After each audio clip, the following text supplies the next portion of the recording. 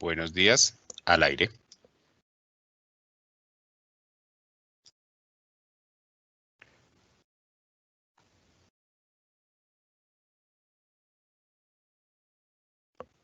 Ya estamos al aire, Santiago. Listo. Hola, muy buenos días. Leo, ¿me confirma, por favor, que se esté viendo la presentación? Listo, perfecto. ¿Listo? Ok. Bueno, muy buenos días a todos. Mi nombre es Santiago Plata Muñoz, líder de la línea logística de Colombia Productiva. Les damos la bienvenida al webinar El rol de la logística en el aumento de la productividad y competitividad de su empresa en épocas de COVID-19. Obviamente les agradecemos por estar conectados con nosotros, a miembros del sector público, academia, sector real, cámaras de comercio, nuestros gestores y extensionistas. Y por supuesto que el saludo también va hacia nuestros invitados, que es un honor que estén acá sentados con nosotros. Les agradecemos infinitamente que nos ayuden a hacer país, a construir, a compartir ese conocimiento que tienen ustedes con nuestros empresarios para salir adelante en esta coyuntura. Obviamente, este agradecimiento está en nombre de nuestro presidente Camilo Fernández de Soto, nuestra vicepresidente de Productividad y Competitividad, María del Pilar Granados, y por supuesto yo pensaría que todo el equipo de Colombia Productiva. Me permito presentar a nuestros invitados. El primer panelista es Camilo Bonilla Pinto, es experto en abastecimiento. Camilo es gerente de planeación de abastecimiento de Cenit, transporte y logística de hidrocarburos.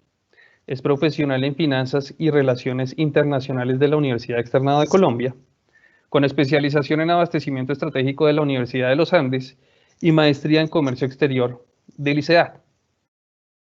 Camilo ha estructurado y liderado las políticas de abastecimiento de empresas de gran reputación en el sector real. Es más, en algunos de estos proyectos pues tuvimos el placer de conocernos y trabajar juntos. Sigo con la presentación de Germán Lleras Echeverry. Germán es nuestro experto en transportes. Germán es el director regional de STIR. Para contextualizar un poquito el auditorio, STIR es una de las empresas más grandes de consultoría a nivel mundial en infraestructura, transportes y movilidad. Germán es ingeniero civil de la Universidad de los Andes, con maestría en ingeniería de transportes y planeación de ciudades del MIT. Ha liderado proyectos importantísimos para el país y para las ciudades, dentro de los cuales se encuentra el Plan Maestro de Transporte Intermodal de la Vicepresidencia de la República, las encuestas de movilidad de las ciudades, como Bogotá, por ejemplo, y la planeación de la operación y del sistema Transmilenio. Además, Germán tiene más de 10 años de experiencia trabajando como profesor en la academia. Es más, yo creería, y los del auditorio pensaría que yo creo que están de acuerdo conmigo, pues los que trabajamos en el tema y los que hemos estudiado temas asociados a transportes, pues posiblemente hayamos recibido una o dos o hasta más clases de Germán. Entonces también es un honor contar con Germán acá. Y finalmente, me permito presentar a Jorge Humberto Rojas, que es experto en cadena de suministro. Jorge es el vicepresidente de cadena de suministro de Cemex Colombia. Es ingeniero civil y MBA de la Universidad de los Andes, con maestría en negocios de la Universidad de Stanford.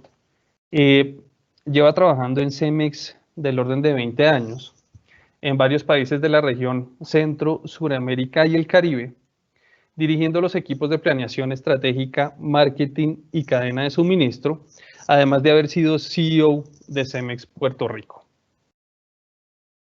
Para contextualizar un poquito el auditorio, les recuerdo que Cemex tiene del orden de 50 operaciones o trabaja o opera en 50 países más bien.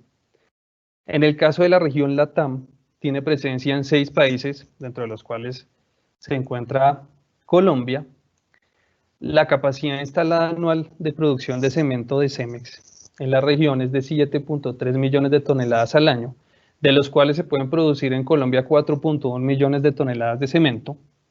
Los volúmenes de venta de concreto y agregados en la región son del orden de 2.4 millones de toneladas y 5.7 millones de toneladas al año respectivamente. En la región cuentan con 111 operaciones, de las cuales 72 se encuentran ubicadas en Colombia. La región tiene 28 centros de distribución, de los cuales 15 se encuentran en Colombia. Tiene 453 ferreterías Construrama, de las cuales 293 se encuentran en Colombia. En el país, para el año 2019 habían del orden de 3.000 empleados, más o menos estaban atendiendo del orden de 1.800 pedidos día. Y algo que me parece espectacular es que la flota vehicular de Cemex es del orden de 2.000 vehículos, dentro de los cuales se encuentran mixers, tractomulas y cisternas, que también les decimos con cariño pipas. Para contextualizar un poquito al auditorio, 2.000 vehículos es más o menos el orden de magnitud de la flota de Transmilenio. Entonces, también agradecemos muchísimo a Jorge que venga y comparta con nosotros todo su conocimiento para ayudarles a ustedes, los empresarios, a salir adelante y afrontar esta coyuntura del COVID-19. Antes de comenzar, les agradecemos diligenciar el listado de asistencia que se encuentra disponible en el chat, en la esquina, creo que derecha, de sus pantallas. Agradecemos que vayan consignando sus preguntas. Básicamente vamos a hacer presentaciones cada uno de los ponentes de media hora, y lo que vamos a hacer es al final generar discusiones sobre sus preguntas. Entonces, por favor, les agradecemos que las vayan poniendo en el chat. Y recuerden que los materiales o el material que se genere de este webinar quedará disponible en la página de Colombia Productiva. ¿Qué es Colombia Productiva? Colombia Productiva hace parte de uno de los tres, o es uno de los tres frentes de trabajo que tiene el Ministerio de Comercio, Industria y Turismo para ejecutar sus proyectos. El primer frente de trabajo es Impulsa. Recuerden que Impulsa básicamente apoya todo el tema de emprendimiento e innovación empresarial. Colombia Productiva lo que hace es aumentar productividad y competitividad de las empresas. Básicamente lo que hace es ayudarle a las empresas a sacarle más el jugo a su capacidad instalada. Trabajamos con empresas que tengan en promedio más de 2 años de constituidas y por supuesto que todos sus papeles al día. ProColombia básicamente lo que hace es ayudarle a las empresas a aumentar su participación en el mercado exterior. Nuestro sustento financiero, básicamente, y ustedes lo ven en la parte de abajo de la pantalla, es Bancoldex. Bancoldex es el banco del ministerio. Fiducoldex es la fiduciaria de Bancoldex, que es la que administra los recursos de los patrimonios autónomos de los frentes de trabajo. Y está el Fondo Nacional de Garantías. Importante resaltar acá que Bancoldex es un banco de segundo piso, y recuerden que plantea todos sus productos financieros en unión con los bancos de primer piso, entiéndase pues la banca tradicional. ¿Cómo funciona Colombia Productiva? Básicamente tenemos esta pirámide, ya creo que muchos de ustedes la conocen. Funcionamos, permítanme decirles, de abajo hacia arriba, arrancando con la base.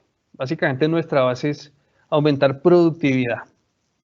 Después de que la productividad de las empresas están consolidadas, básicamente lo que buscamos es generar transferencia de conocimiento. Lo que buscamos es que los líderes, gerentes de las empresas, tengan mayores habilidades gerenciales para hacer planes de negocio mucho más robustos cada vez.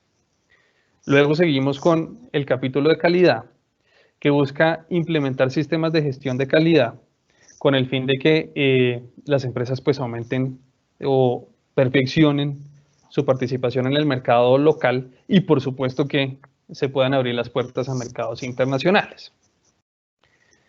Sigue el capítulo de encadenamientos, que lo que busca es generar valor a través de las sinergias empresariales.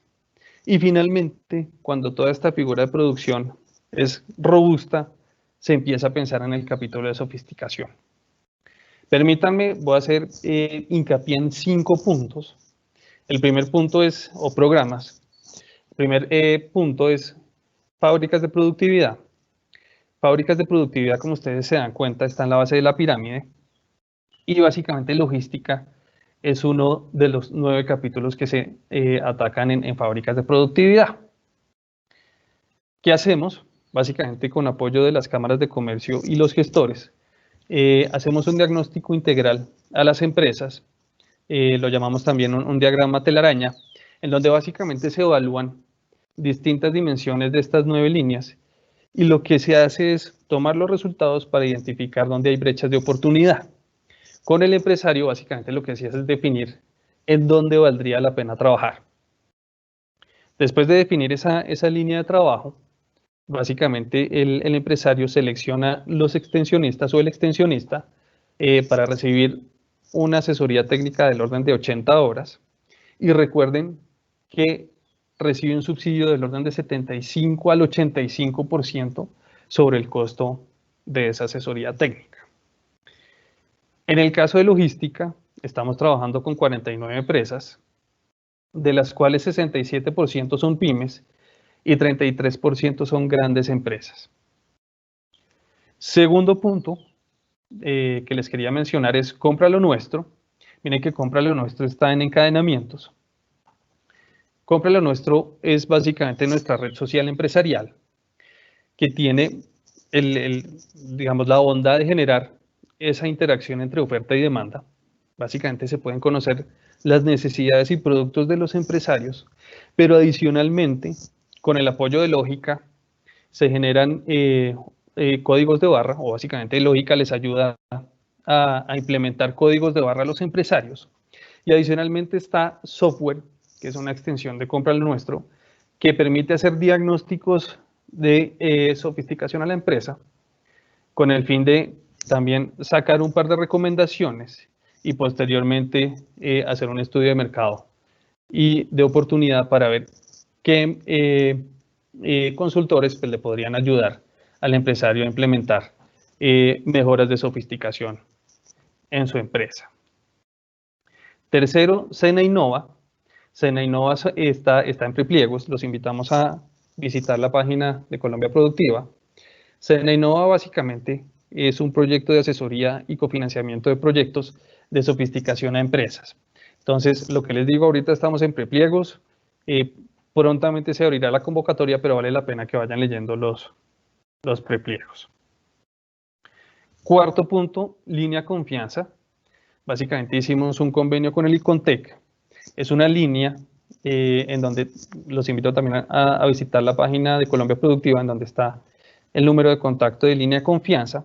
En esta línea, básicamente expertos del Icontec les resuelven dudas y preguntas con respecto a la implementación de protocolos de bioseguridad. Quinto punto que quiero resaltar es la línea de crédito Reactívate, que la estructuramos con Bancoldex, y básicamente es una línea que le permite a los empresarios implementar protocolos de bioseguridad. Y ahora sí, ya entremos un poquito más en carne en mi presentación de logística. Mi presentación va a tener básicamente 2 grandes capítulos. El primero es hablar sobre el objetivo de la logística y lo segundo es pasos para implementar proyectos logísticos. Después de estos conceptos básicos, lo que vamos a hacer es escuchar la visión de abastecimiento, de distribución y finalmente la visión industrial, que sería la que tendría Jorge, para la coyuntura COVID, pues básicamente entendiendo todos estos conceptos básicos que les voy a dar acá. Si uno coge la definición del Consejo de Cadena Logística Internacional y su modelo SCORE, básicamente la línea logística busca optimizar el flujo de información, materiales y dinero entre el capítulo de planeación, abastecimiento, producción, almacenamiento y distribución. Y esto es básicamente lo que el Supply Chain Council básicamente lo llama la integración. Básicamente generar la integración entre esos cinco capítulos.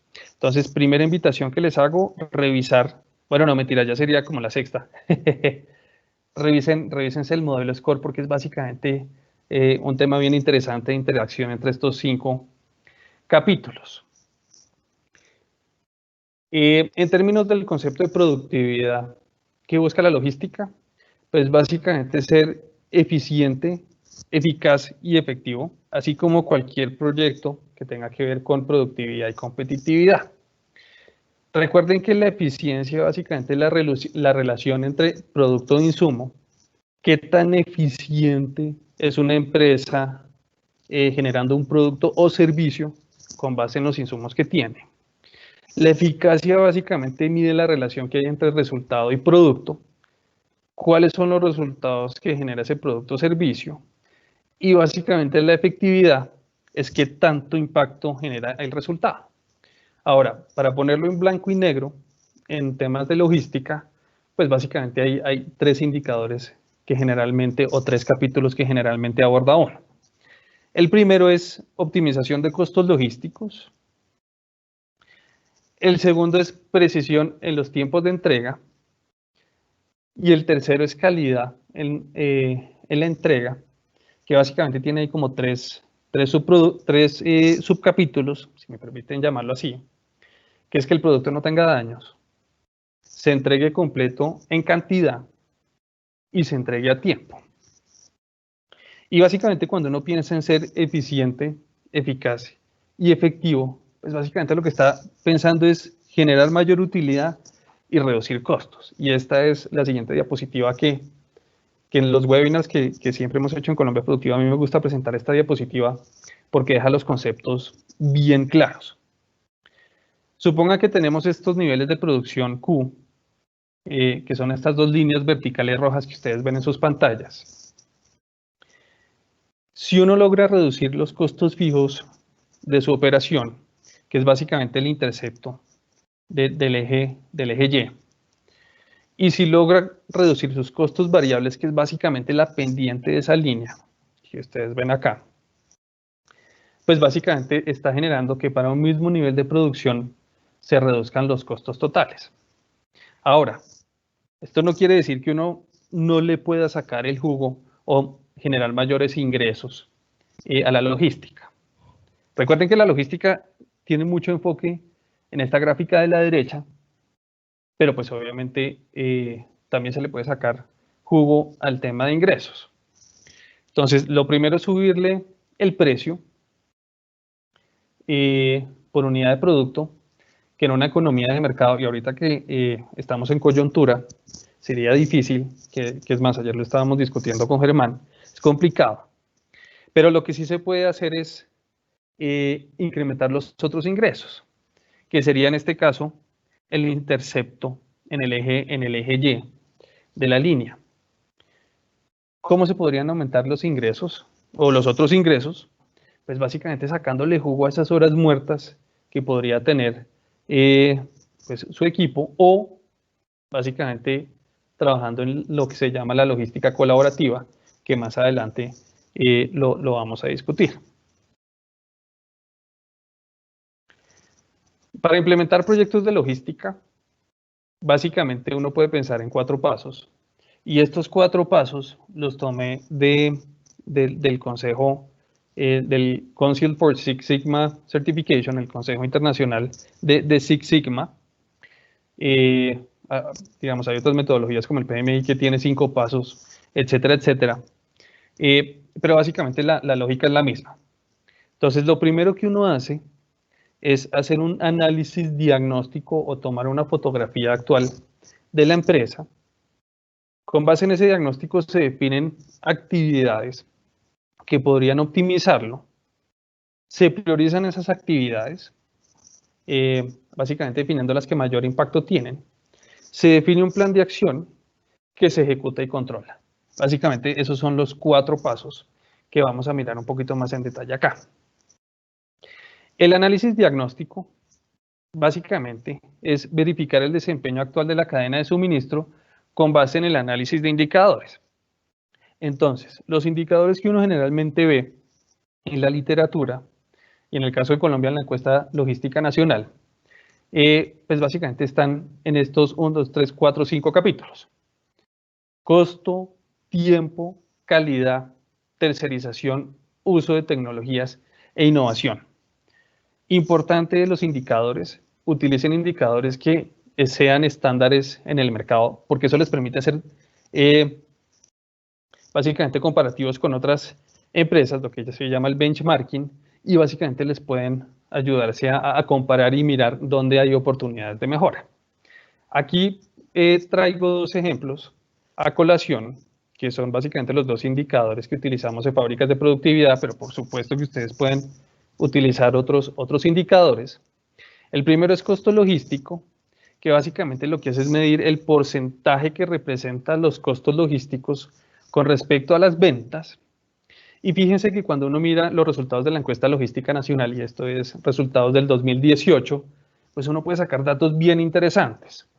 Lo primero es que en Colombia el 69.1% de las empresas miden el costo logístico, que a mí se me hace bajísimo. El 100% de las empresas deberían medir sus costos logísticos, básicamente para poder definir las oportunidades de mejora.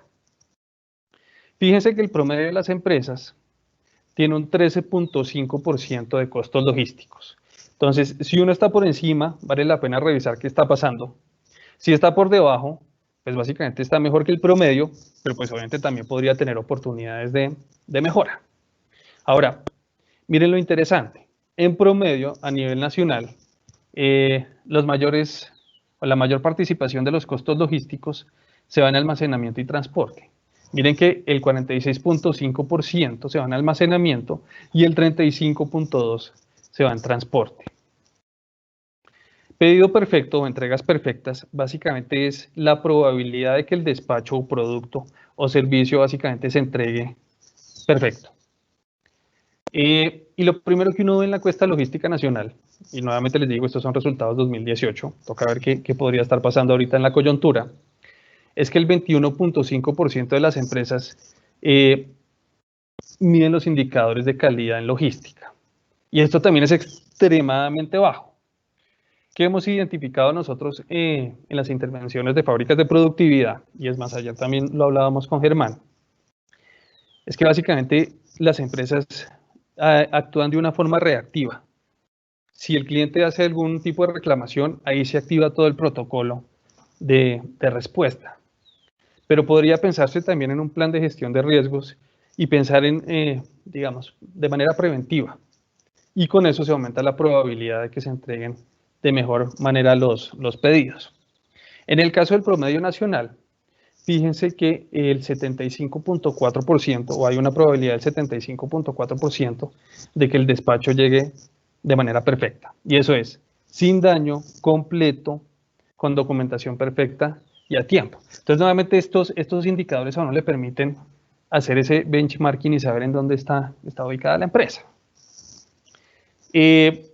Acuérdense que estábamos viendo diagnóstico. Con base en los resultados del diagnóstico se definen las actividades, que básicamente las actividades lo que buscan es optimizar pronóstico y planeación de la demanda en espacio y tiempo, procedimientos de abastecimiento, que ahorita lo va a discutir Camilo con un poquito más de detalle, distribución de los EDIs, y es básicamente tener esa matriz de origen-destino, dónde está ubicada la oferta, dónde está ubicada la demanda, tanto en tiempo como en espacio nuevamente. Manejo de almacenes, gestión de inventarios, lo podría llamar uno también, y es básicamente tener el control, manejo, disposición y picking de los inventarios. O bueno, en el caso del picking, pues es, digamos, empaquetar el despacho. Distribución, en el caso de transporte, pues básicamente hay que definir la selección modal. Hay que dimensionar la flota. ¿Será que cojo un camión sencillo, un camión doble troque, una tractomula? ¿Cuál es el mejor ruteo? Eso también vale la pena optimizarlo. ¿Qué se debe tercerizar? ¿Qué debe coger la empresa que es capaz de gestionar la empresa? ¿O en qué debería concentrarse la empresa? ¿Y qué vale la pena tercerizar? Por supuesto que esto está acompañado de la implementación de tecnologías de planeación y control, pues que es básicamente la tecnología, interesantísimo. Aquí les puse un par de ejemplos que van a estar en las diapositivas que les voy a dejar. Y finalmente, y no menos importante, y me imagino que Camilo también ahorita lo va a resaltar, es optimizar las políticas y procedimientos de la cadena de abastecimiento. Ahora, ¿cómo se priorizan esas actividades? Básicamente, con base en el Value Stream Mapping o el mapa de la cadena de valor, donde básicamente se tiene el diagrama de flujo, no solamente de materiales e información. Entonces, básicamente uno analiza su mapa de la cadena de valor y básicamente empieza a identificar esos cuellos de botella donde vale la pena optimizar pues, digamos, la operación actual. Ahora, el tema del BSM hay que manejarlo con cuidado, básicamente porque uno tiene que revisar la escala. Si va a manejar un proceso, si va a manejar una oficina o sucursal, o si básicamente se va a ir por todo el modelo extendido de la empresa.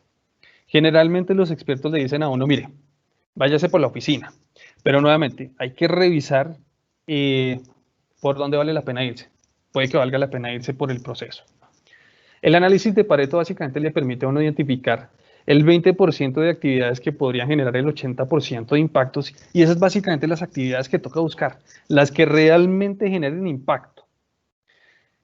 Luego, básicamente para priorizar las actividades, se tienen estas herramientas súper interesantes de análisis cualitativo y cuantitativo.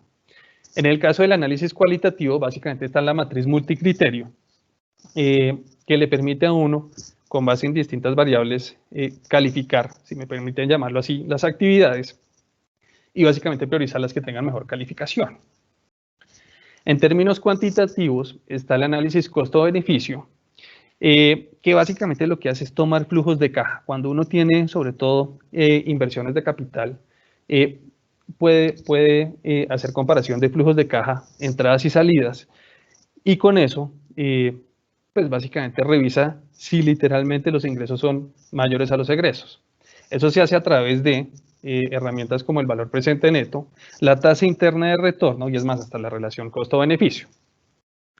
Cuando se tiene una actividad que tiene el mismo alcance, pero tiene distintos costos, pues básicamente se hace un análisis costo-efectividad. Y literalmente es lo que hace uno día a día cuando básicamente compara precios y compra lo más barato. Es eso, básicamente comparar la actividad que sea más efectiva, es decir, más económica y que genere el mismo alcance que las demás actividades. Importante para la definición de actividades, hay que arrancar, y miren esta diapositiva, de arriba hacia abajo,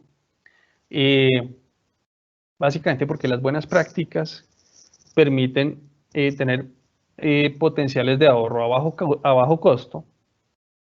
La optimización de proceso puede incrementar eficiencia y eficacia del proceso, puede minimizar costos, pero puede requerir pilotos. Y la sofisticación, pues por supuesto que también incrementa eficiencia y eficacia del proceso, minimiza costos, pero además de que requiere modificación de la infraestructura existente, requiere inversiones de capital. Entonces, lo importante de esta diapositiva o la invitación de esta diapositiva es siempre arranquemos por la implementación de buenas prácticas y luego sí pasar a los procesos de optimización de procesos y sofisticación. Listo, entonces recuerden que habíamos hablado de diagnóstico, priorización de actividades, vamos a hablar de plan de acción y ejecución del mismo. El plan de acción básicamente define el alcance, que el alcance en este caso serían las actividades priorizadas, cronograma, presupuesto. Algo fundamental es la estructura de trabajo o Work Breakdown Structure, como lo definiría el PMI, y es básicamente roles y responsabilidades, de tal manera que se pueda hacer un seguimiento, digamos, más crítico. Fundamental definir los canales de comunicación, básicamente para que la información sea clara y veraz, y por supuesto que las metas. La ejecución y control, pues básicamente es ejecutar el plan de acción, pero fundamental ir haciéndole control de tal manera que pues se puedan hacer mejora continua. Básicamente se pueda identificar opciones de mejora. Y digamos que esta es la visión clásica de gerencia de proyectos en logística, si me permiten llamarlo así. Pero ¿qué pasa cuando hay un evento o un escenario VUCA, que es lo que tenemos hoy en día con el COVID? Y estos escenarios VUCA se empezaron a mencionar básicamente después de que se acaba la Guerra Fría en los años 90. Perdón, un segundito. Básicamente son escenarios volátiles de incertidumbre, complejidad y ambigüedad. Y básicamente ahí es donde empieza uno a preguntarse. Y es más, eso lo están hablando también los centros de investigación en logística del MIT. Uno puede ver ahorita artículos súper interesantes de McKinsey. Es más, también han habido bastantes eventos de distintas organizaciones como la Cámara Colombo-Alemana, etcétera, etcétera. Y básicamente lo que uno empieza a pensar es estas tres preguntas, y es a lo que yo invito que revisemos ahorita en estas reflexiones. Y es cómo afrontar los cambios en las condiciones de oferta y demanda del mercado, cómo mantener el flujo de información y el flujo de caja, qué podría ser más exitoso, las organizaciones ágiles, dinámicas que también llaman, o las organizaciones tradicionales burocráticas. En el caso de abastecimiento y distribución, ¿cómo se debería manejar el inventario? ¿Just in time o just in case? Y recuerden que just in time básicamente fue uno de los adelantos de la metodología Lean, donde básicamente le decían a uno, mire, el objetivo es tener cero inventario de tal manera que usted pueda aumentar su calidad y reducir sus desperdicios. Pero ¿será que eso sigue aplicando? ¿O vale la pena, digamos, estoquearse, que es el just in case? ¿Qué rol juega la logística colaborativa? Tercera pregunta. ¿Cómo mantener la continuidad operativa cumpliendo protocolos de bioseguridad? Y esas tres preguntas básicamente van a ser las preguntas que le compartía a mis invitados, y es lo que vamos a discutir de aquí para adelante. Y esas tres preguntas básicamente las vamos a analizar considerando las restricciones de costo, tiempo y calidad. Me permito pasarle la palabra a Camilo Bonilla para que nos cuente su perspectiva desde el capítulo de abastecimiento.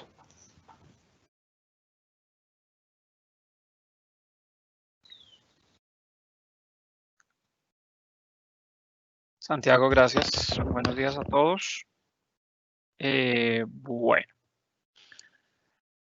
Me voy a pegar un poquitico de varias cosas de las que estaba hablando Santiago ahorita en su intervención. Yo a esto lo he denominado el 1, 2, 3 en abastecimiento y productividad. Y para empezar, voy a adentrar un poquitico sobre cómo funciona el abastecimiento en la cadena de valor, que es realmente el 1, 2, 3 y el escalonamiento real para llegar al estado ideal en abastecimiento, pegándole a la productividad. Va a pasar después a algo sobre una contraposición de teorías de abastecimiento y el dilema entre la centralización y la descentralización, que nos llevaría efectivamente a saber por dónde podemos ser mucho más productivos desde el abastecimiento, desde la procura. Y por último, concluir un poquitico sobre lo que hemos venido hablando a lo largo de la exposición de Santiago y lo que voy a hacer realmente. ¿Ok? ¿Me cuentan si están viendo la presentación, por favor? Todavía no, Camilo. ¿Nos podrías compartir tu escritorio, por favor? Sí.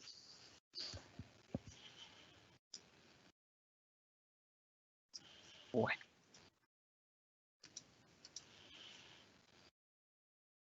¿Me cuentan ahí? Creo que ya. Sí, señor. Estás al aire.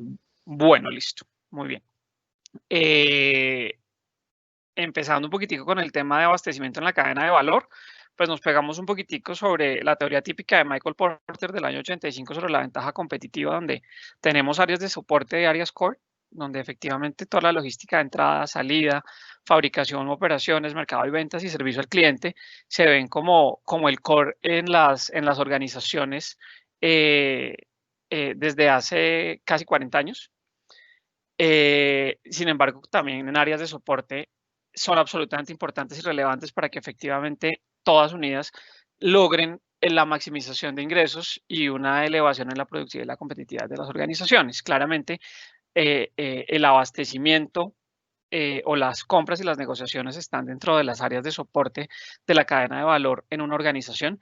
¿Y por qué lo pongo como compras y negociaciones y no como abastecimiento? Porque abastecimiento realmente, por lo general, se entiende como la cadena total de abastecimiento donde está lo que más adelante vamos a hablar también, incluyendo la distribución y en algunos conceptos macro, también hablamos dentro de la cadena de abastecimiento con el tema de fabricación y demás. Por eso me quedo como compras y negociaciones con áreas de soporte y empiezo a hacer una diferenciación inicial sobre qué es realmente una compra y qué es realmente una negociación.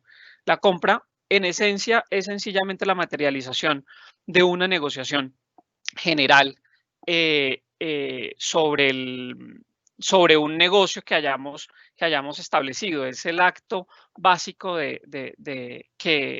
que tienen las organizaciones o los actores a la hora de cerrar una negociación. Es la emisión de un documento donde efectivamente vayamos a transar bienes o servicios. Y la negociación per se sí es todo lo que conlleva la estrategia general para poder efectivamente elevar los niveles de competitividad y productividad en las organizaciones, donde están las teorías de contraposición, donde están las teorías del ganar-ganar, las teorías asociativas de negociación y demás, que no me voy a tener mucho en ese aspecto en este momento. Realmente, cuando uno oye a Santiago hablar de las curvas de ingresos y costos como elementos claves de competitividad y de productividad al interior de las organizaciones, es importante entender que efectivamente el área de compras o el área de abastecimiento estratégico en una organización le pega directamente a esa estrategia de costo y de maximización de beneficios en las organizaciones. La gestión por costos puede llegar a ser muchísimo más relevante hoy en día, especialmente en una coyuntura como COVID, muchísimo más interesante que poder gestionar esa palanca de ingresos, que era lo que estaba hablando Santiago.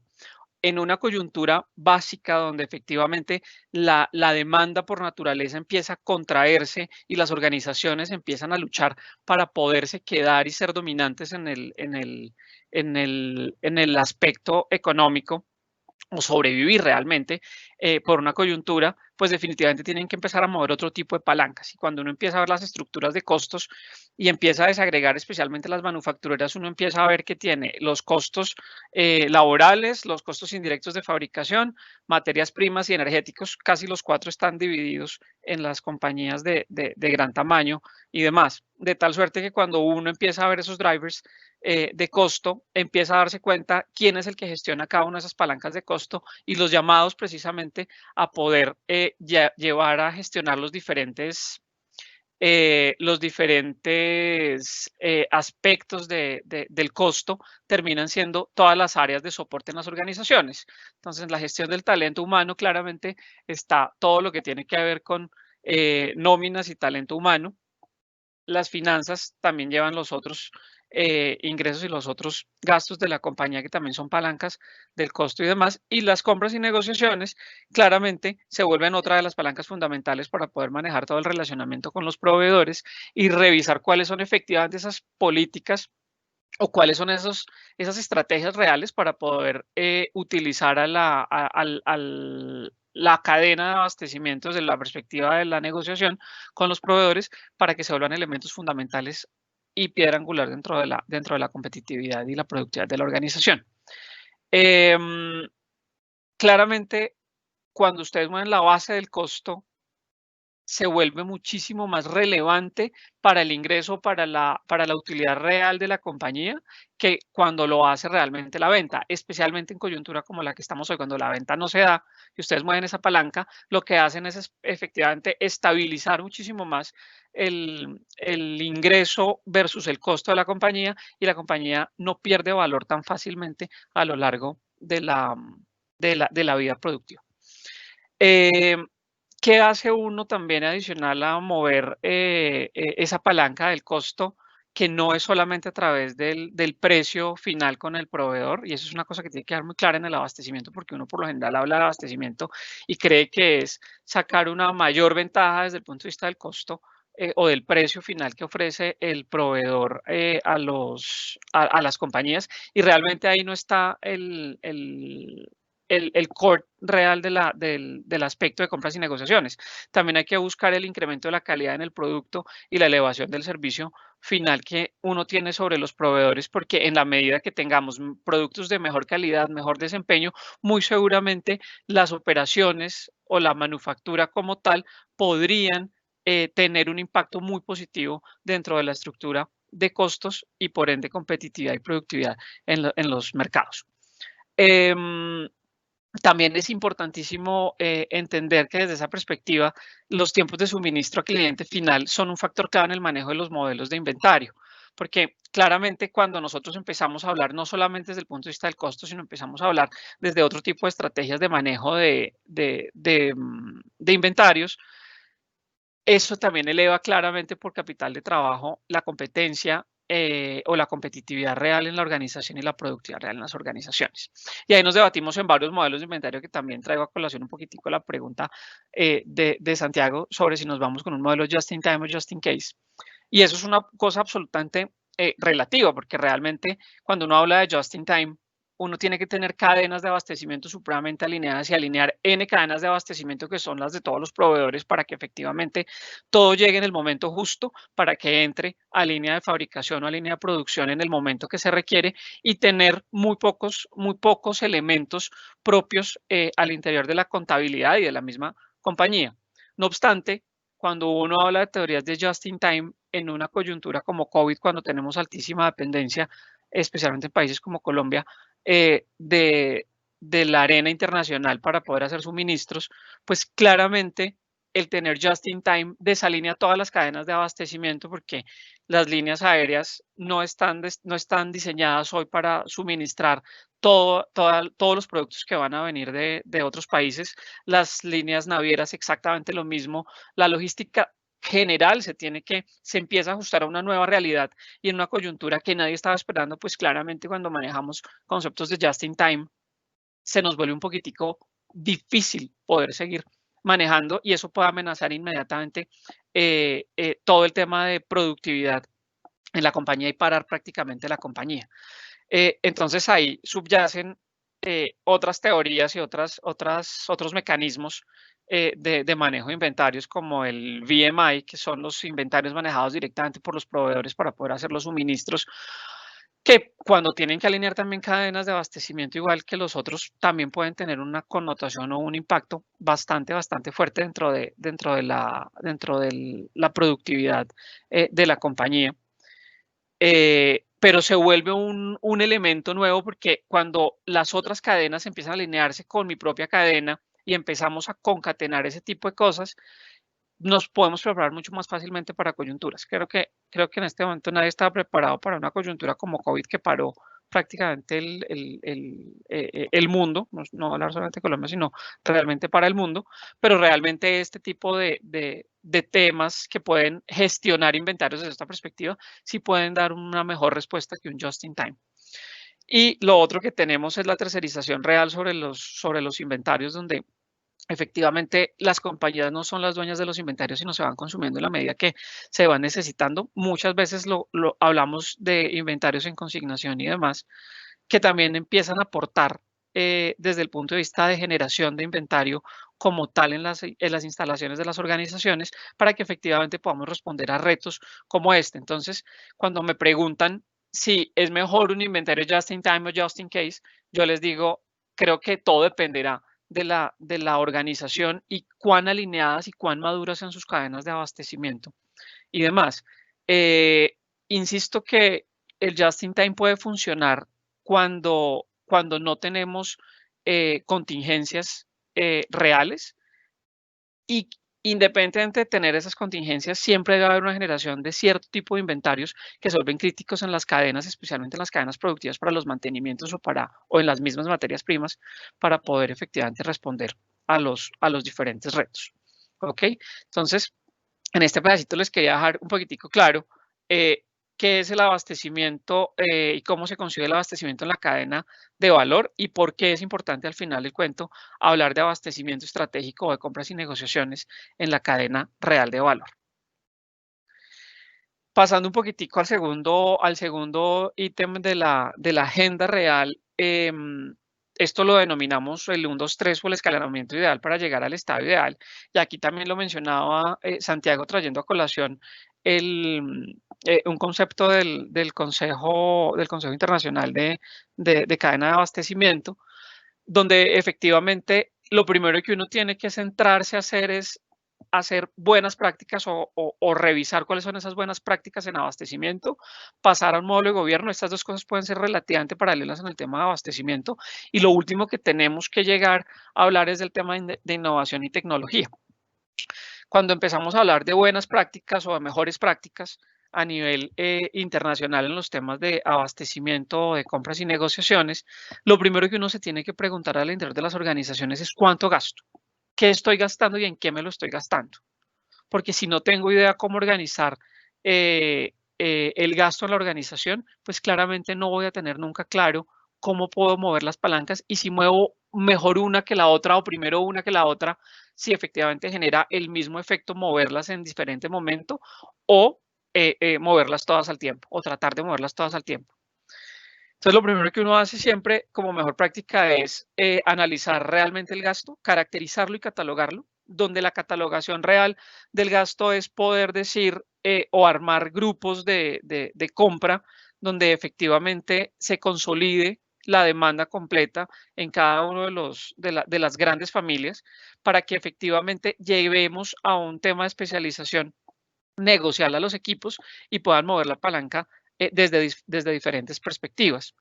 Después lo que uno se pregunta es cómo catalogo, después de hacer esa catalogación, cómo segmento ese gasto por categorías, porque efectivamente cuando uno habla de la segmentación de la compra por la categoría, lo que busca es poder generar esa agregación completa de la demanda de materiales o de servicios para que efectivamente los volúmenes sean muchísimo más interesantes a la hora de colocarlos en la negociación y se vuelva muchísimo más fluido a la hora de hacer una negociación con proveedores. Cuando uno encuentra un área de abastecimiento que viene típicamente de la descentralización, donde cada uno de los departamentos o de las personas de las organizaciones compra, puede encontrarse con que tiene hasta los mismos proveedores en la misma compañía, pero atendiendo diferentes personas o diferentes áreas, comprando prácticamente lo mismo, pero con precios diferenciales y con condiciones comerciales totalmente disímiles. Y eso agrede o transgrede inmediatamente todos los temas de productividad y de competitividad que uno siempre busca desarrollar a través de la palanca de abastecimiento. Inmediatamente uno categoriza, segmenta su gasto, lo que debe preguntarse es cuál es ese análisis de riesgo y oportunidad en el mercado existente real, porque es de la única manera que efectivamente vamos a poder saber qué es indispensable para la organización desde el punto de vista del riesgo y qué es lo que se ve en el mercado. Entonces ahí uno empieza a preguntarse por cada una de las categorías cosas sencillas como si se mueve en un mercado competitivo, si realmente se mueve en un mercado duopólico, oligopólico, cuál es la estructura real de mercado de los proveedores, para que efectivamente desde ahí empecemos a buscar cuál es la mejor estrategia de negociación que debemos tener o en la que nos debemos centrar para que efectivamente podamos tener victorias tempranas a la hora de buscar eficiencia en el costo que nos lleva a la productividad y la competitividad. Una vez uno hace eso, lo primero que hace es integrar un modelo de planeación.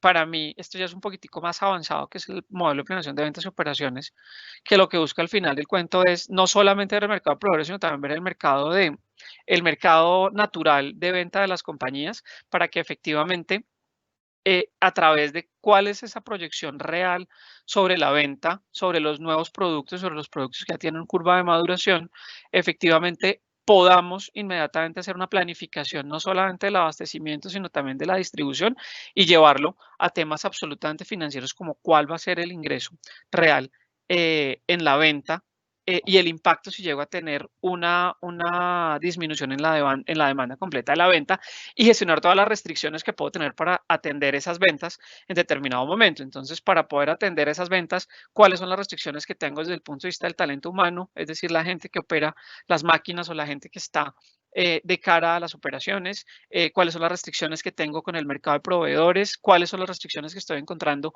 a lo largo y ancho de la cadena de abastecimiento de cualquier tipo de restricción para que las podamos gestionar.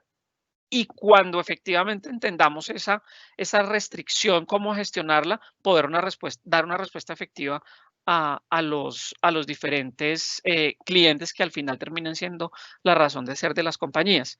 No obstante, dentro de los modelos de planeación de ventas y operaciones, hay un capítulo especial que es todo el tema de planeación de abastecimiento, que también mencionaba Santiago, que la planeación se vuelve transversal a varios tópicos de la cadena de abastecimiento, porque uno tiene que gestionar la planeación tanto de la venta como del inventario, como de la distribución al final de la historia y del cuento.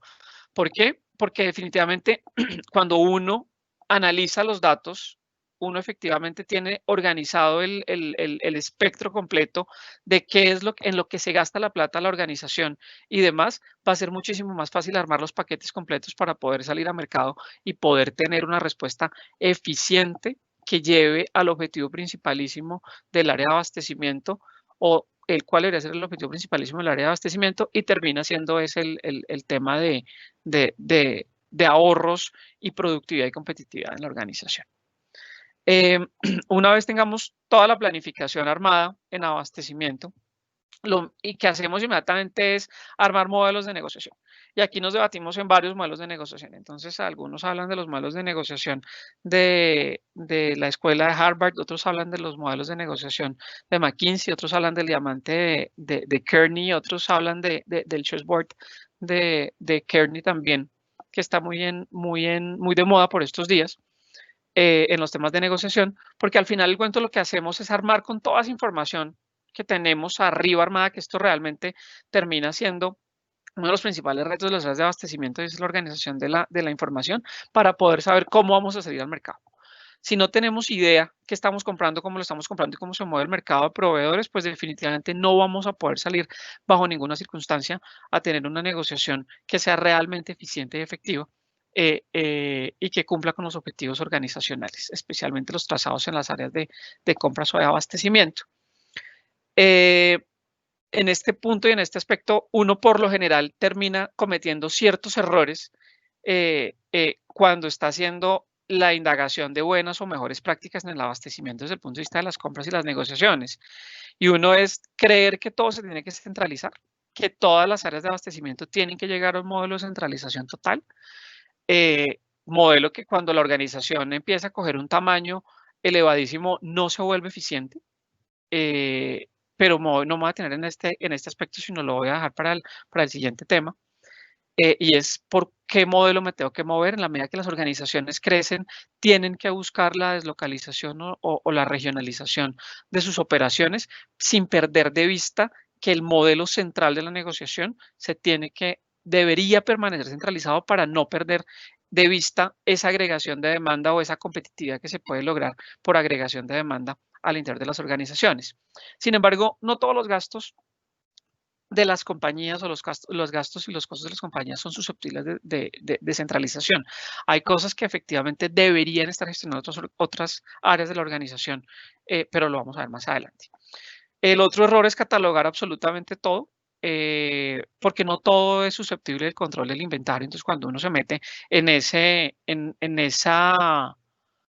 filigrana de qué se tiene que catalogar y qué no se tiene que catalogar, se encuentra con compañías que por lo general están catalogando temas como papelerías, consumibles, cosas que efectivamente, aunque deben tener un control desde el punto de vista del inventario, porque el control nunca se puede perder, no deberían ser inventariables o no deberían ser codificados realmente, sí sometidos a control del inventario, pero no deberían ser codificados, porque eso hace que el sistema se vuelva muchísimo más lento y perdamos el foco de donde tenemos que hacer una concentración real para lo que efectivamente genera o no genera valor dentro de las organizaciones.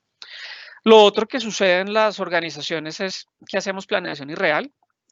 Pretendemos que ninguna compañía tenga gastos esporádicos. Todas las compañías van a tener siempre gastos esporádicos. Las organizaciones son dinámicas y en la medida que las organizaciones sean dinámicas, claramente van a existir gastos puntuales. Y los gastos puntuales son esos gastos que nunca son realmente planificables. Hay gastos puntuales que sí son planificables, claramente, pero la gran mayoría de esos gastos puntuales no son planificables, y cuando uno empieza a ver el espectro completo del gasto real desde el punto de vista de la planificación.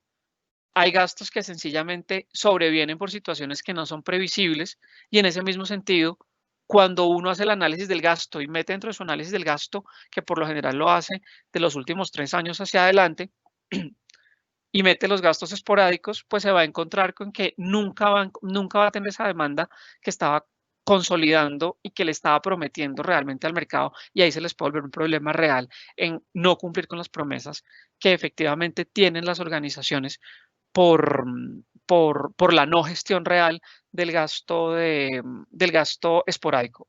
El otro error frecuente es que las organizaciones por lo general lo que buscan es segmentar por proveedores, y es coger el pool de proveedores, paretizarlo y decir, este es el proveedor más importante, y entonces me voy a meter en esta negociación o a negociar directamente con este proveedor, y no están evaluando que efectivamente lo que tienen que buscar al final del cuento es poder hacer la centralización no, sino el análisis integral del gasto para movilizarlo a través de varios proveedores dentro de la cadena, ni siquiera dentro de la organización, sino dentro de la misma cadena productiva que tiene diseñado el modelo per se de abastecimiento.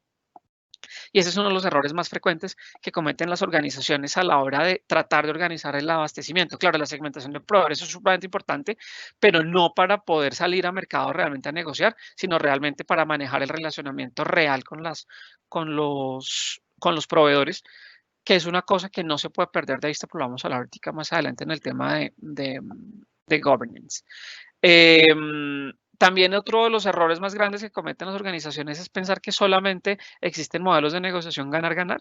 Los modelos de negociación ganar-ganar, si bien son los modelos más importantes o el modelo más importante desde el punto de vista de racionalidad humana, no termina siendo el modelo más interesante de negociación. Ganar-ganar al final del cuento es que los dos se dividan prácticamente las utilidades de un negocio al 50%, cuando realmente ese 50% de una parte no es lo más importante del negocio. Hay negocios que se mueven con una lógica totalmente diferente al ganar-ganar desde el punto de vista del precio, y se mueven muchísimo más con la lógica de la construcción de las relaciones, porque un cliente tenerlo se vuelve realmente importante y los temas de precios, costos se vuelven absolutamente marginales.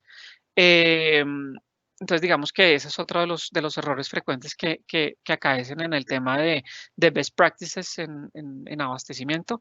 Hay N teorías de modelos de negociación, y muchas veces cuando uno habla de modelos de negociación, al final se cansa tanto de hablar de modelo que termina como compañía adoptando un modelo propio de negociación. Y ese es el otro de los errores frecuentes, y es que nos casamos solamente con un par de modelos de negociación, cuando efectivamente tenemos muchos modelos y podemos producir nuestros propios modelos al interior de las organizaciones. Cuando uno habla de best practices, uno por lo general habla de la manera en que las compañías están segmentando sus proveedores a través de 4 cuadrantes, donde contraponen el análisis del gasto y la oportunidad y el riesgo en el suministro para poder efectivamente mover o movilizar todo el tema de negociaciones al interior de la compañía.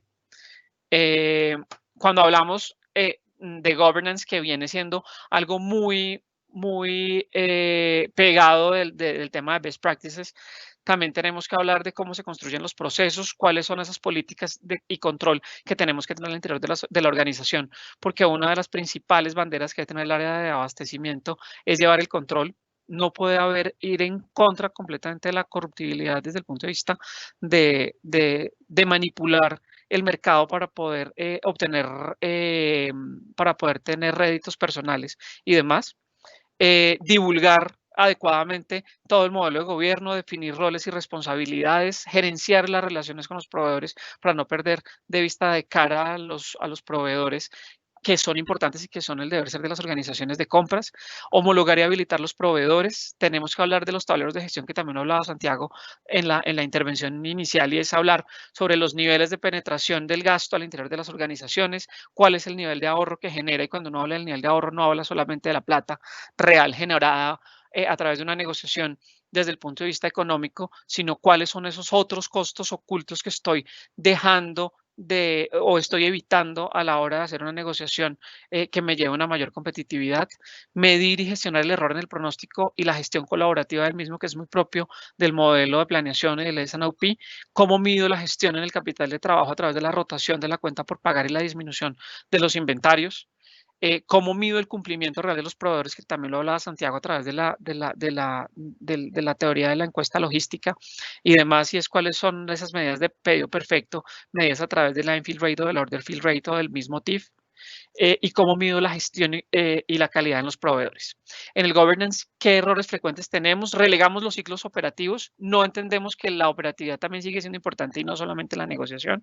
Hacemos una gestión inadecuada del cambio, manejamos relaciones estratégicas y las enfrentamos a las relaciones operativas, cuando ya les mencioné que las relaciones operativas son sumamente importantes también. Tenemos un número elevado de indicadores. Yo no soy amigo de tener 80 indicadores, sino de tener máximo 10 indicadores dentro del tablero o dentro del balance scorecard de abastecimiento estratégico. También cometemos otros errores, que definimos vagamente las estructuras y no especializamos para separar las funciones, y mandamos muchas veces al personal de compras a hacer de todo. Planean, compran, negocian, hacen inventarios, y pues eso al final del cuento no termina siendo realmente eficiente. Hay que establecer especialización, especialmente en negociación. Hay que movernos con la lógica de las familias.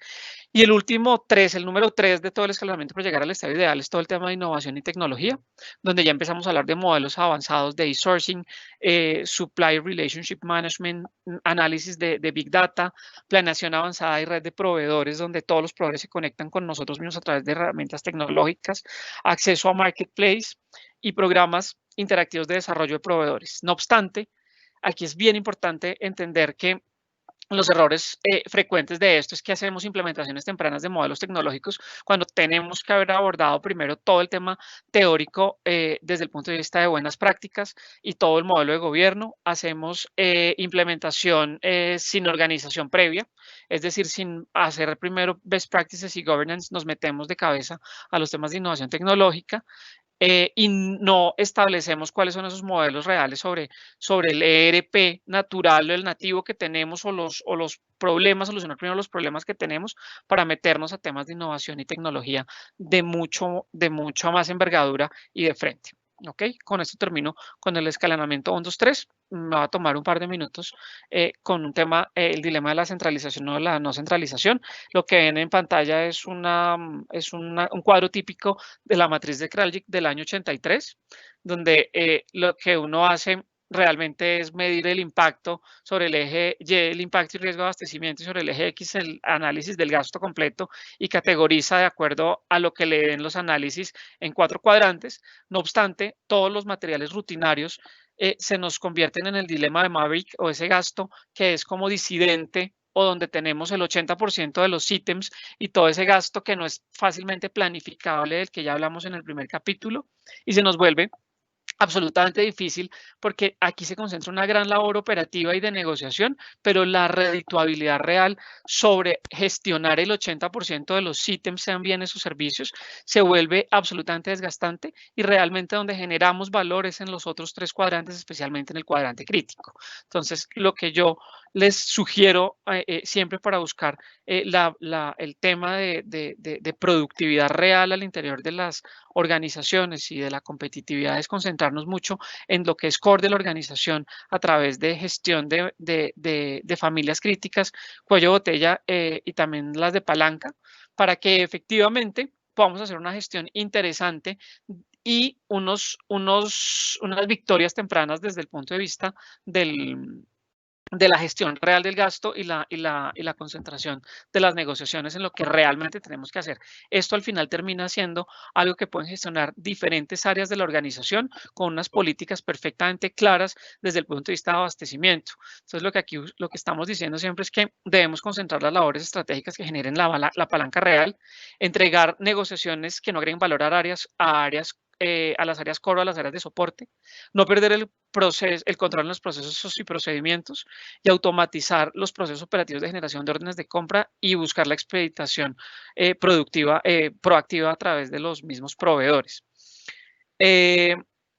Y ya para cerrar a nivel de conclusiones, lo que yo quiero dejarles como mensaje es que efectivamente el abastecimiento es la piedra angular en la estrategia de incremento de la productividad y la competitividad en las organizaciones. Existen varios modelos de negociación, pero cada uno se adapta a la realidad de las empresas y la estrategia corporativa. La planeación centralizada garantiza el éxito de la implementación de los modelos de abastecimiento. Existen varios modelos de inventario que se gestionan con habilidad desde la negociación per se, pero no hay una realidad descrita. Por eso la pregunta del just in time o del just in case es absolutamente relativa y es propia de cada organización. Debemos ser prácticos a la hora de ejercer la implementación del modelo, y si hacemos el 1, 2, 3, es muchísimo más fácil llegar o llevar los objetivos generales de la organización para que efectivamente podamos completar lo que estamos buscando. Y por último, es que no debemos saltarnos al paso número 3, que todo el mundo quiere hablar de tecnologías 4.0, cuando no se han abordado primero conceptos, preceptos y modelos de gobierno para poder llevar a las organizaciones a cumplir con sus objetivos principalísimos, especialmente en los temas de abastecimiento. Con esto termino. Muchísimas gracias y adelante, Santiago. Muchísimas gracias, Camilo, por esa intervención. Muchas gracias por presentarnos el modelo 1, 2, 3. Me atrevería a robarle dos aseveraciones que hizo, y es, lo primero, hay que buscar el gana-gana, y lo segundo es pues que básicamente la selección del just-in-time versus el just-in-case depende, no hay nada escrito. Me permito darle la palabra a Germán Lleras para que nos cuente su perspectiva desde el capítulo de distribución. Bienvenido, Germán.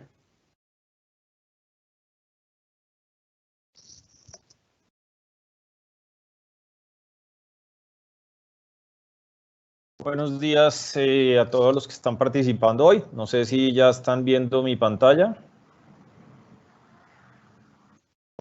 Sí, señor.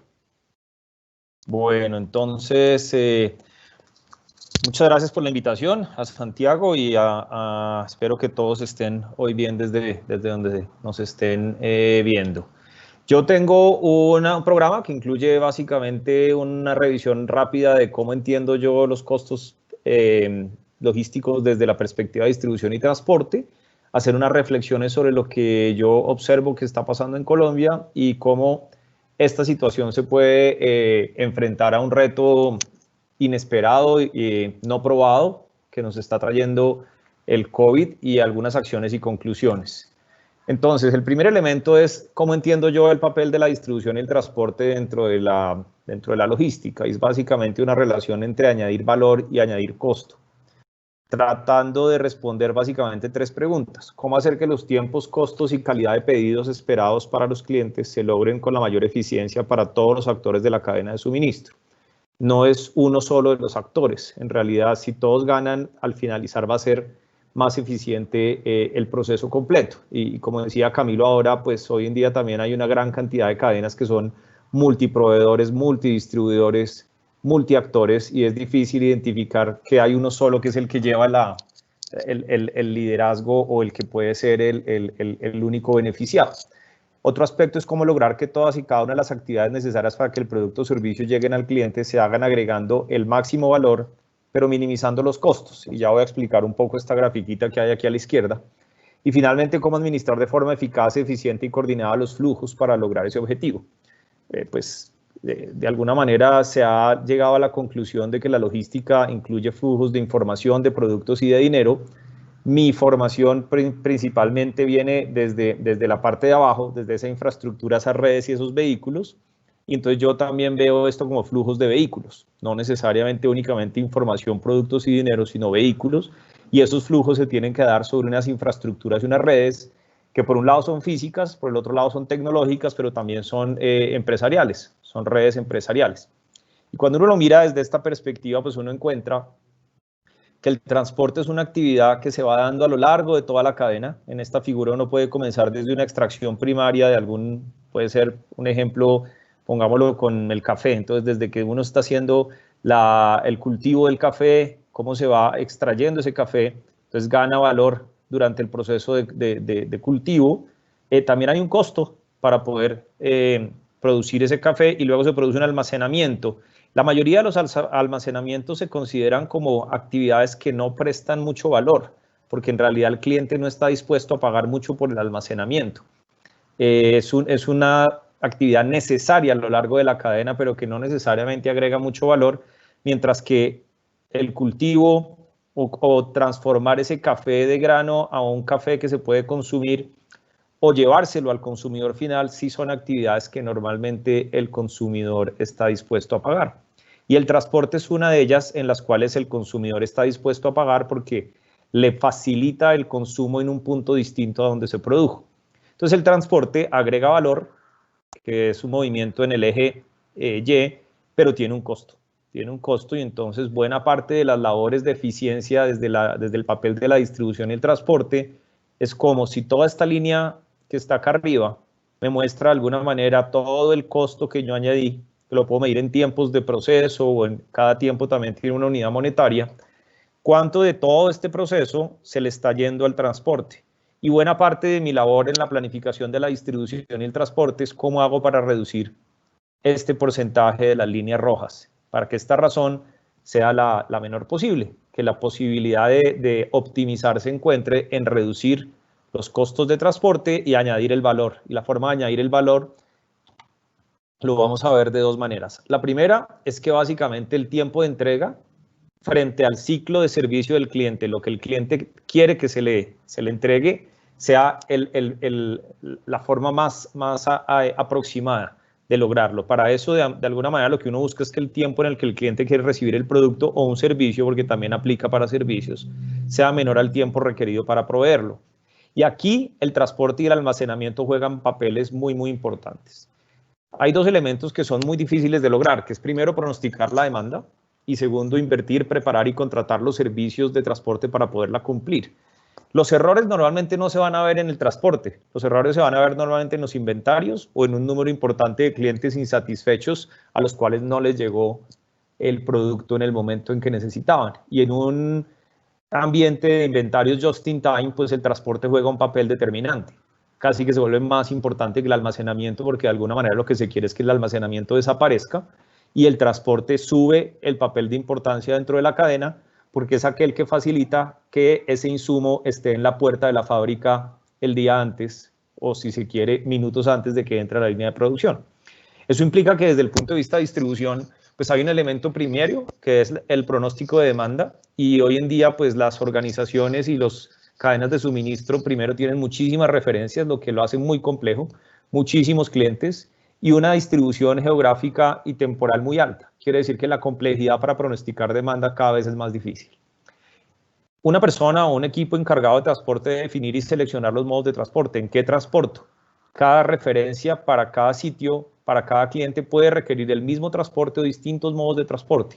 Aviones, barcos, camiones grandes, camiones pequeños, bicicletero, la última milla en domiciliarios, todos esos elementos tienen que ver en esa cadena de decisión y cómo hago esa contratación.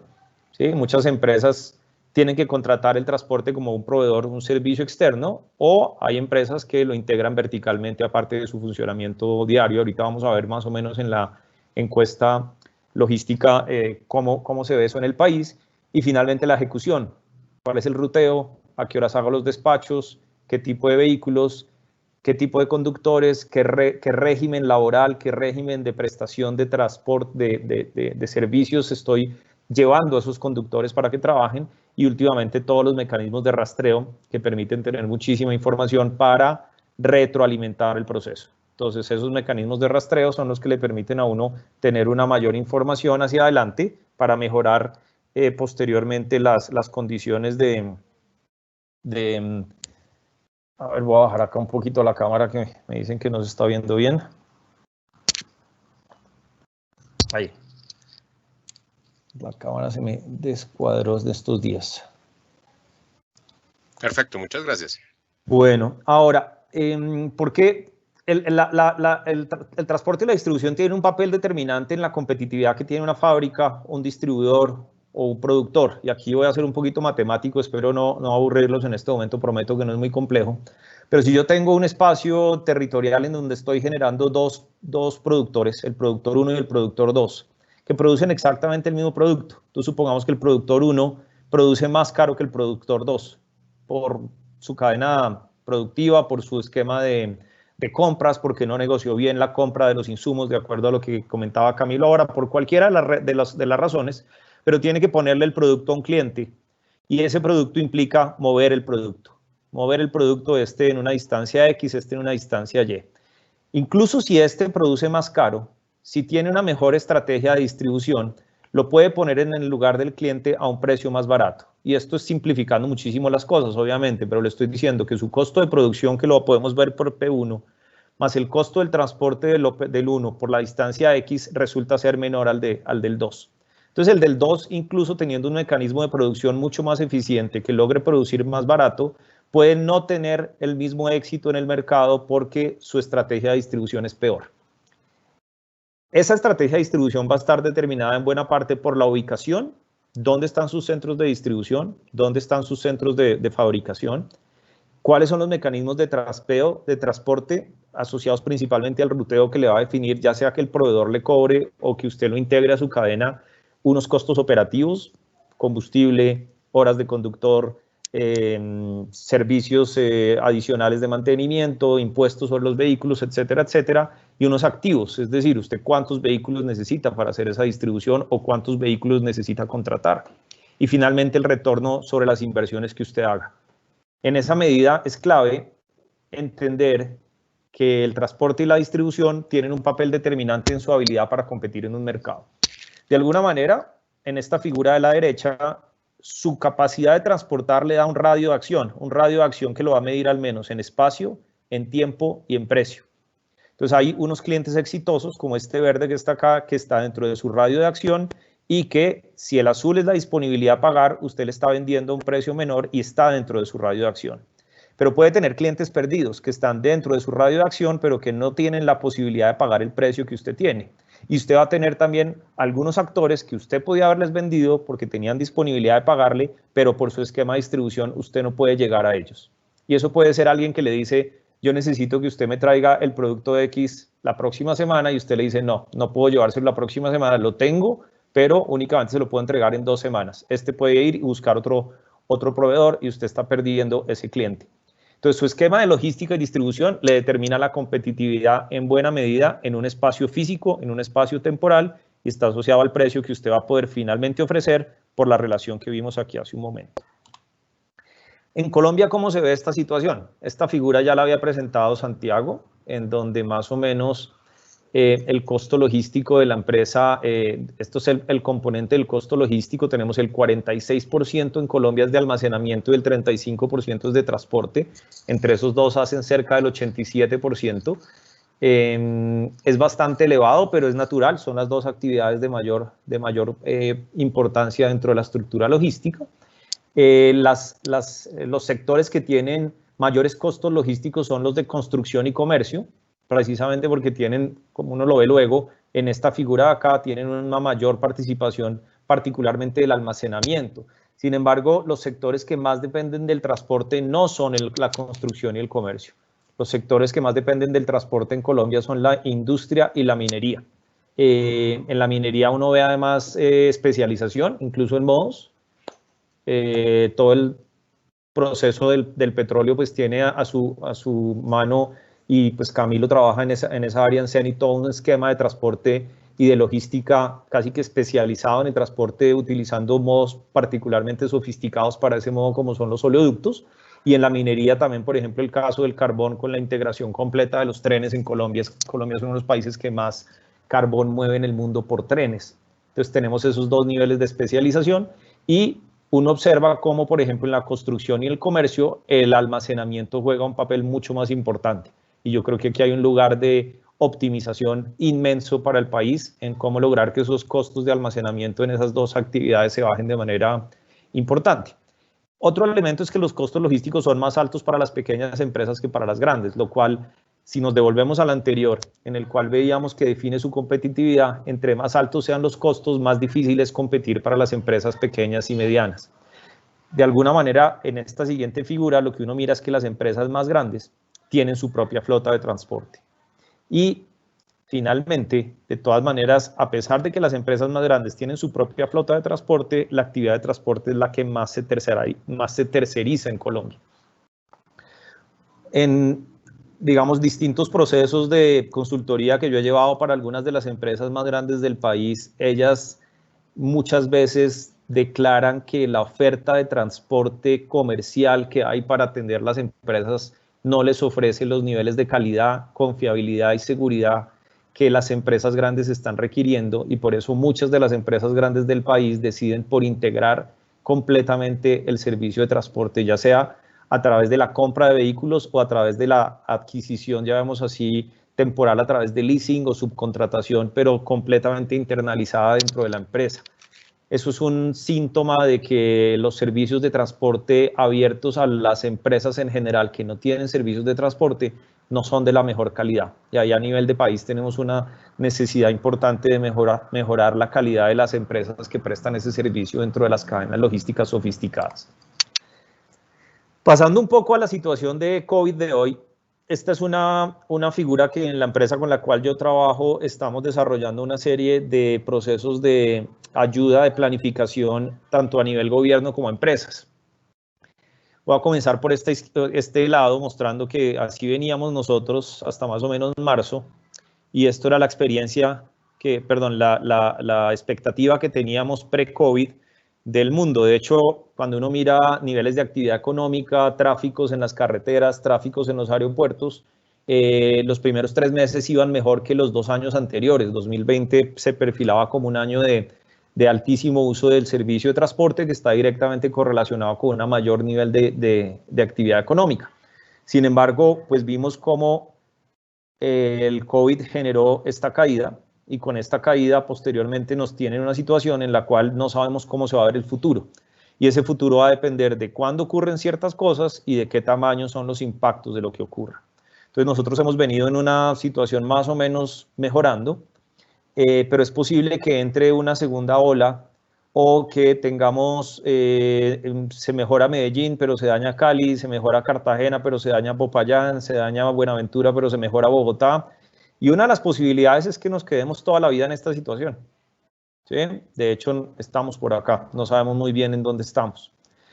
Si el mundo funciona un poco mejor, como de pronto uno ve lo que está ocurriendo en algunos países de Europa, en donde la ola inicial de contagios se redujo, y más bien lo que está habiendo es un proceso de aprendizaje y de comportamiento social, es probable que nos quedemos en esta línea verde que está identificada por esta flechita. Es posible que en algún momento aparezca un tratamiento efectivo al COVID y eso haga que algunas de las reglas de distanciamiento social o algunos de los fenómenos que están afectando la economía cesen y de nuevo se genere un nuevo escalón. Y ese nuevo escalón se puede quedar acá si no hay una vacuna. Es posible que en algún momento haya una vacuna y genere un nuevo escalón. Cada uno de estos elementos depende de lo que ocurra en el sector de la salud y cómo estos efectos pueden hacer crecer de nuevo las actividades económicas. Hay muchas personas que dicen que va a ser muy demorado que logremos llegar a los niveles pre-COVID, y los niveles de incertidumbre están cuándo ocurren algunos de estos disparadores y de qué tamaño son estos cambios. No es fácil hacerlo, pero hay muchas empresas y al gobierno nacional viene estudiando este tipo de escenarios que cuando uno los mira en la realidad, pues están ocurriendo. Esta línea estos son todos tomados del marco fiscal de mediano plazo, estos 3, y esta figura es de la información que trabaja Bancolombia y Fedesarrollo de manera frecuente para contar qué está pasando. Hay una reducción paulatina de las proyecciones del PIB. El marco fiscal de mediano plazo muestra que en junio el PIB debería estar creciendo a una tasa negativa del 17% para ir creciendo mediante la apertura con fases de la economía hasta llegar a final del año, de nuevo de este año, a casi el 0, casi lo mismo que teníamos en el marzo. Esta es una visión que desde la perspectiva exterior y de bancos comerciales se ve un poco optimista. Y cuando uno mira lo que están previendo en términos de apertura sectorial, para pues, lo que acaba de terminar es que los sectores que de pronto tienen mayor problema son los de arte, entretenimiento, recreación, comercio, transporte y hoteles, y algún nivel construcción. Este de construcción se ha ido moviendo hacia acá, pero las actividades que siguen moviéndose pues son las de gobierno, las actividades profesionales, el sector agropecuario, información, inmobiliarias, y ojalá pues se sigan moviendo hacia acá. Sin embargo, pues todavía lo que uno ve es que el índice de confianza del consumidor de Fedesarrollo nos ubica todavía en la parte baja. Si yo me devuelvo acá, estamos todavía aquí. No tenemos muy claro cuál va a ser el futuro. Y esto es bien importante para la planificación de las cadenas logísticas. Hacia el futuro, pues se ve un poco esta es la proyección del PIB del país, menos 5,5 para este año, luego creciendo a 6,6, 5,5, 5, y luego se queda estos crecimientos que parecen muy altos, en realidad son simplemente, no es que estemos subiendo el PIB máximo que el país puede, el PIB máximo que el país puede más o menos está en el orden de 3,3 o 3,4 el potencial, sino es un ajuste por la caída. Y lo que vemos es una reducción en los consumos del hogar, de la formación bruta de capital, de exportaciones e importaciones. El único que está aumentando el consumo es el sector gobierno. Entonces se ve una situación de ajuste en el cual hay que repensar cómo se están haciendo las cosas.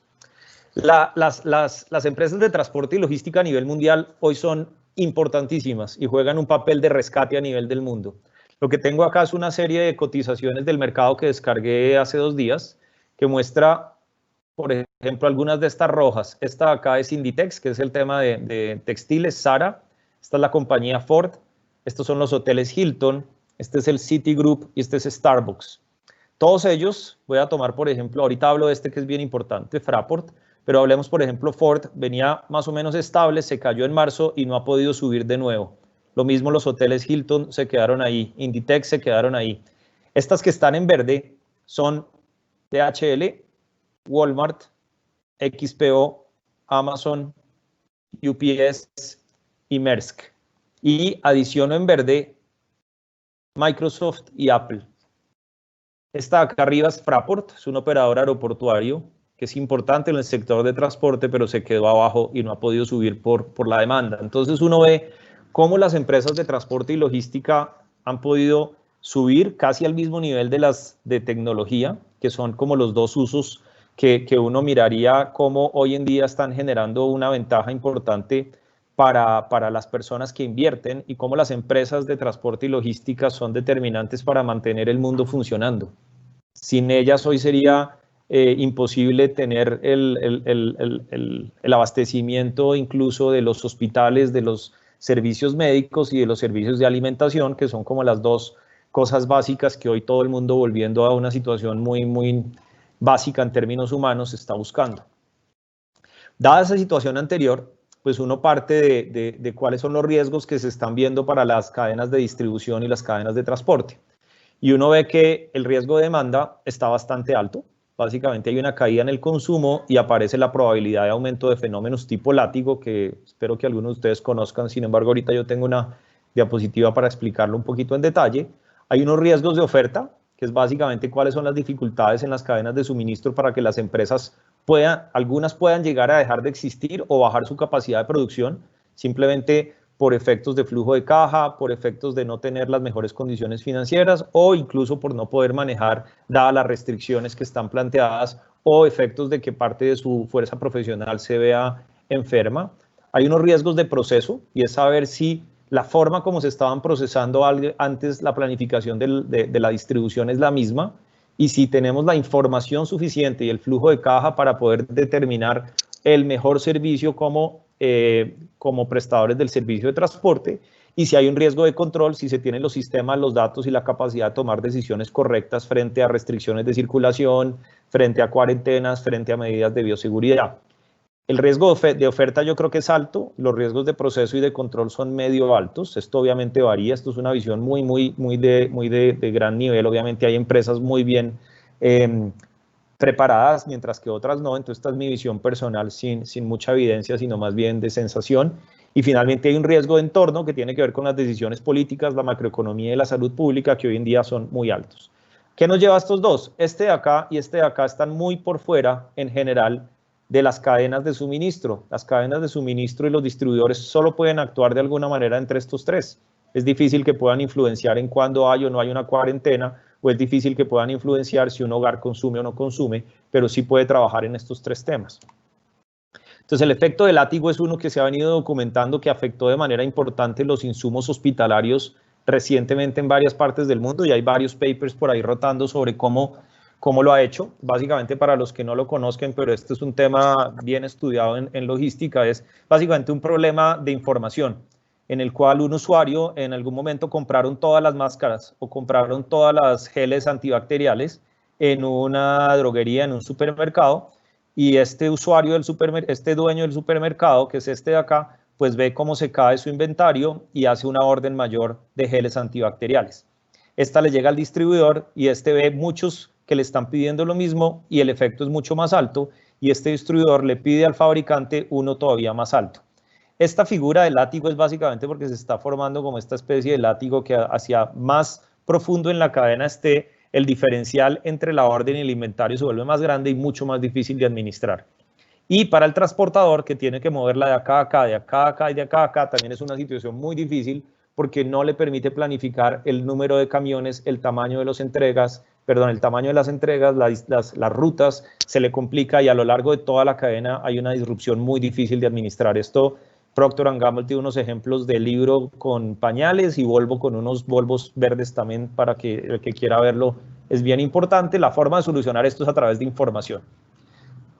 Habiendo visto esto, entonces, ¿cuál es la visión de riesgo y cómo las organizaciones están tratando de trabajarlo? Esto está basado en el libro de Christopher y los últimos libros del profesor Sheffy, que fue afortunadamente mi profesor en alguna clase por allá en mi maestría, en el cual uno busca cómo hago más bien una cadena de suministro resiliente, no una cadena de suministro eficiente.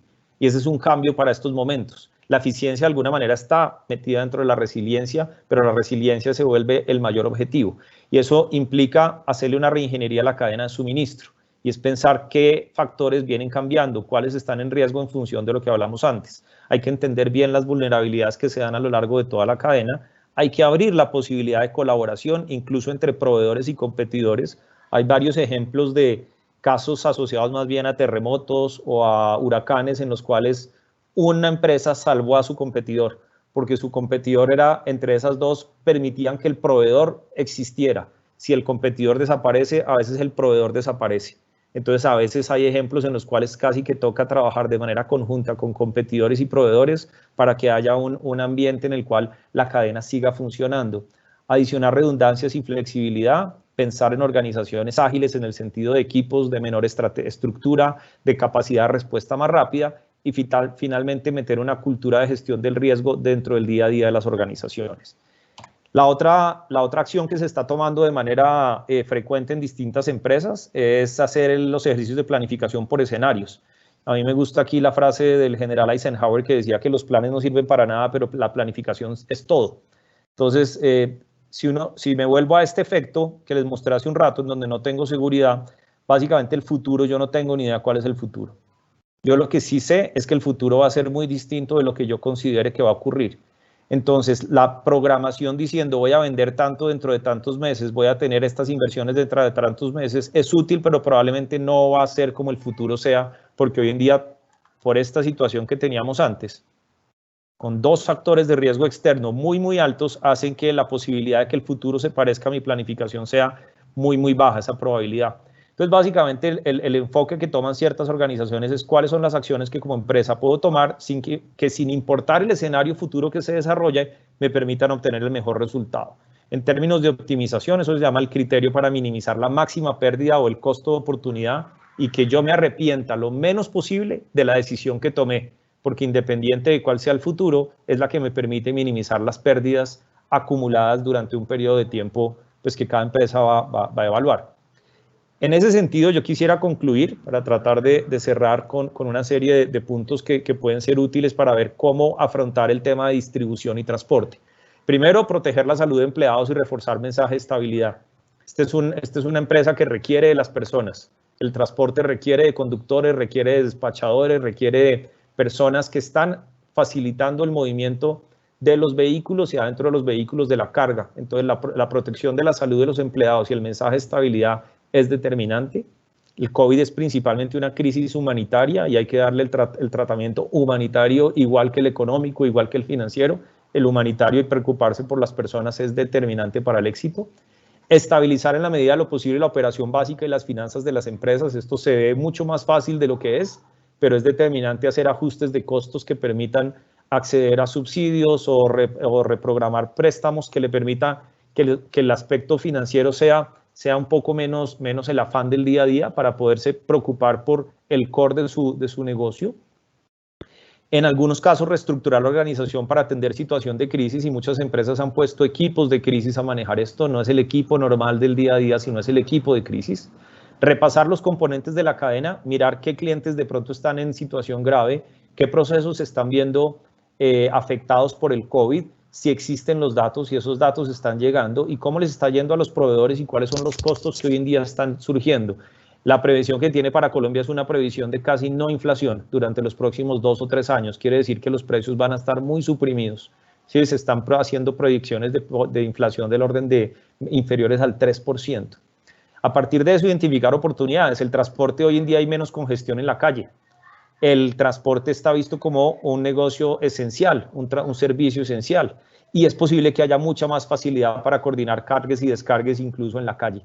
Quiere decir que el transporte está en una situación, llamémoslo así, beneficiada y óptima para poder circular. Hay mucha más facilidad para poder planificar, para atender los horarios. Hay que colaborar, compartir y aprender, como decía, con proveedores, con competidores, etcétera. Y hay que entender cómo es esta disrupción en distintos actores de la cadena que nos está generando a veces señales equivocadas a las cuales poder responder va a ser muy riesgoso si no se hace a través de una mejor comunicación con todos los actores. Puede llegar al efecto de látigo que, como digo, ya ha ocurrido sobre todo con insumos médicos. La planificación por escenarios y la reingeniería de la cadena de suministro, por lo menos para atender el próximo año, es casi que imperativo. Sin eso es muy difícil que se pueda seguir funcionando normal. Y finalmente, cómo dentro de la organización la gestión del riesgo se vuelve algo parte del nuevo normal. Creo que con eso termino, Santiago. Muchas gracias por la atención. Muchísimas gracias, Germán. Yo me atrevería a rescatar 5 mensajes de Germán. El primero es, tenemos que tener cadenas de abastecimiento o de suministro resilientes. Tiene que haber colaboración. Las organizaciones tienen que ser ágiles. Deben considerar la gestión del riesgo y hacer un análisis de costo de oportunidad a la hora de planear sus estadísticas y proyectos de transporte. Pensaría yo que me atrevería a rescatar esas conclusiones de la presentación de Germán. Ahora le paso la palabra a Jorge. Jorge Rojas, recuerden que es el vicepresidente de la cadena de suministro de Cemex. Jorge, bienvenido, buenos días. ¿Y qué opina? Buenos días.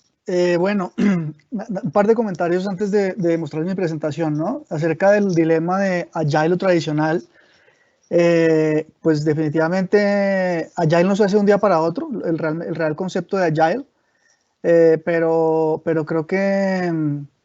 ¿Ven mi presentación? Sí, señor. Okay. No se hace de un día para otro, pero definitivamente las compañías tienen que moverse más rápido, porque en tiempos COVID una semana es como 3 meses en tiempos normales, ¿no? Lo que ocurre es muy rápido, todos los días aprendemos, pero esto toca hacerlo rápido porque el tiempo está volando en tiempos COVID. Y acerca de just in case o just in time, definitivamente depende, ¿no? Es una buena respuesta, la respuesta depende, siempre es una buena respuesta, pero aquí sí depende, ¿no? Si es un insumo clave para la producción, pues just in case, ¿no? Porque esto no va a durar toda la vida y hay que atender el mercado. Pero pues el just in time nos ayuda a ahorrar, ¿no? Así que depende del insumo, depende de la compañía y demás. Lo que yo quería comentar un poco es lo que hemos hecho en Cemex Colombia, pero esto lo estamos haciendo en todo el mundo, de cómo prevenir contagios en la cadena. Definitivamente estamos claros que si no hay entregas, pues no hay ventas. En nuestro caso, un porcentaje muy alto de los productos tienen transporte especializado, así que no nos podemos dar el lujo de perder la capacidad de suministro. Y por eso empezamos a trabajar desde muy temprano, cuando empezamos a entender qué ocurría en marzo, en cómo prevenir el contagio en la cadena, así que cosas que aquí se ven como ya lo normal, entre comillas, en el nuevo normal, empezamos muy temprano y empezamos a luchar con esto desde el día 1 que empezó a llegar a Colombia, ¿no? Lo primero que hicimos en su momento fue pues aprender del tema y hacer un proceso de comunicación muy grande con todas nuestras audiencias de transporte, ¿no? Tanto la flota propia como los afiliados, en donde pues obviamente les decíamos coman bien, porque si coman bien están saludables y se previene un contagio, desinfecten en lo que puedan sus lugares de trabajo, lávense las manos con frecuencia, mucha comunicación, digamos, en las redes internas y temas de distanciamiento físico. Y esta foto que ven en el centro de la pantalla, pues esto es del 20 de marzo de este año. Esto no fue hace una semana, esto fue el 20 de marzo. El 20 de marzo nosotros separamos la gente para que comiera solo 2 por mesa en todos los comedores que tenemos en el país y empezamos con el tema de señalización para mantener el distanciamiento, ¿no? Entonces, como les digo, hoy se ve normal, pero en su momento pues estábamos aprendiendo. Otro tema que hicimos en su momento fue lo que llamamos una matriz de hibernación y cómo íbamos a arrancar, ¿no? Estábamos en mitad de marzo, hay que parar operaciones y tomamos por cada unidad operativa cada función y vimos qué teníamos que hacer para cerrar de forma segura, ¿no? Asegurar físicamente, temas ambientales, temas mínimos de mantenimiento si era el caso. Y hicimos una matriz, digamos, sitio por sitio, proceso por proceso para hacer un cierre, digámoslo, de forma segura y prepararnos para cuando pudiéramos arrancar de nuevo, ¿no? ¿Qué tenemos que hacer en términos tan básicos como qué pasa si un camión se queda parado un mes, cómo se arranca? No sabíamos qué iba a pasar con la demanda, así que tenemos que estar preparados para pues arrancar la flota lo más rápido posible y pues un camión parado pues tiene sus complejidades, así que nos preparamos en qué hacer en cada sitio con mucho detalle para estar preparados para el arranque. Luego, ya cuando empezamos a trabajar un poco más esto fue quizás en abril o algo así, hicimos lo que llamamos los journeys, ¿no? Como que cada posición clave del área, qué tenía que hacer. Entonces creamos unos protocolos internos mucho antes que hubiera protocolos, digamos, oficiales o recomendados.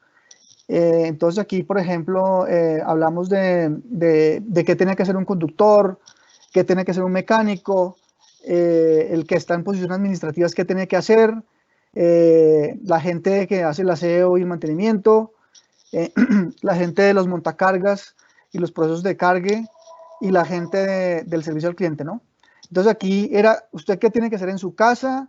¿Qué tiene que hacer en el trayecto al trabajo? ¿Qué tiene que hacer en el lugar de trabajo? En el momento del transporte y regresar a casa, ¿no? Entonces aquí era muy detallado, muy didáctico, porque las audiencias son audiencias, digamos, relativamente básicas, de qué hacer en cada momento, hacerlo, digámoslo, de forma lo más segura posible, pensando en no contagiarse, ¿no?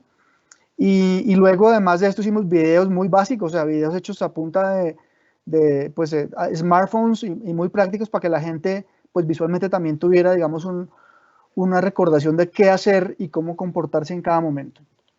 Hoy por esto funciona globalmente, ya hay protocolos globales y videos globales. También nos inventamos y tratamos de mover a los choferes y al personal operativo a temas ya más digitales. Entonces, todos los procesos se enviaron, digamos, con códigos QR, de modo que la gente pudiera acceder al material. Luego procuramos que la gente, digamos, cómo controlar que la gente realmente tomara la capacitación. La gente estaba en su casa, así que cómo hacer de modo que la gente realmente lea, entienda e interiorice los temas. Y pues usamos obviamente y con choferes hace mucho tiempo ya temas de Skype y Zoom para que pues tomaran las capacitaciones. Y haciéndolo también de forma, digámoslo, divertida con una aplicación que se llama Kahoot, de modo que fuera, digamos, algo atractivo, tipo concurso para que la gente estuviera, digámoslo, cautivada y no aburrida con estar viendo pues un video o una capacitación, ¿no? Luego, esto es, ya entramos más a detalle de temas de las cabinas, o sea, nosotros tenemos operación donde hay varios conductores por equipo, así que el proceso de desinfección era muy relevante. Les hicimos un videito, aquí les monto un minuto para que, insisto, la gente, bueno, no arrancó, sigamos, para que la gente, digamos, lo entendiera de forma gráfica. Así arrancó aquí, minuto el video.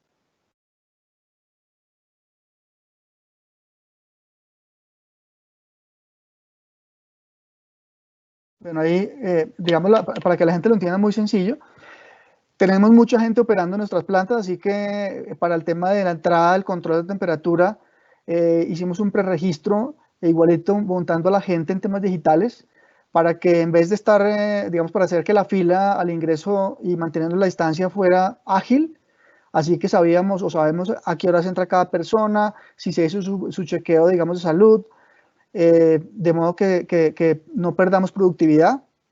Igualito los temas digamos, de limpieza a la entrada de las unidades operativas. También cambiamos muchos procedimientos operativos. Aquí está, por ejemplo, antes el conductor cuando llegaba a hacer su carga, pues se tenía que bajar del camión, entregar un montón de papeles. Ahora no se baja, se le recibe las llaves del vehículo pues con esa varita que ven aquí. Esa llave se pone en un lugar, el señor se queda en su cabina para no estar dando vueltas y potencialmente exponiéndose. Digamos, cambiamos todas las rutinas previniendo al máximo que la gente pues se contagie. De nuevo los temas de pintura. Esto ya fue más adelante donde fuimos más estrictos en los temas de prevención, ya estos ya temas en la oficina. Por nuestro cubrimiento nacional usamos hoteles, entonces lo que hicimos fue validar que los hoteles que usamos estuvieran, digamos, los certificados e inspeccionando que tuvieran protocolos de bioseguridad. Demarcamos los espacios en los parqueaderos de motocicletas porque también se vio que era una fuente de potencial muy grave de contagios. Y digamos, este tema de hoteles es rutinario, lo estamos revisando pues constantemente.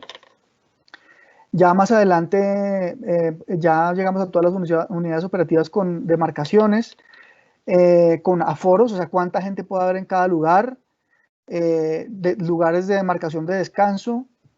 Esta foto de aquí a la izquierda es un taller donde pues está claro dónde se hacen las charlas de seguridad iniciales y cómo pararse y no estar, digamos, no invadiendo la distancia mínima de 2 metros. En oficinas instalamos pues estas pantallas para que la gente pues evite digamos contagios. Instalamos intercomunicadores donde no había. Ya en los comedores no solamente distanciamiento, sino también pantallas previniendo otra vez intercambio de fluidos.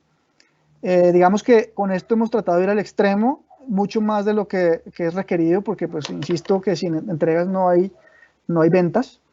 Lavanos portátiles desde el inicio los pusimos, señalización de cuántas personas por baño pueden estar, otra vez aforos, puntos de desinfección en todas partes, control estricto de inventario de elementos de bioseguridad y temas de gel y jabones y demás.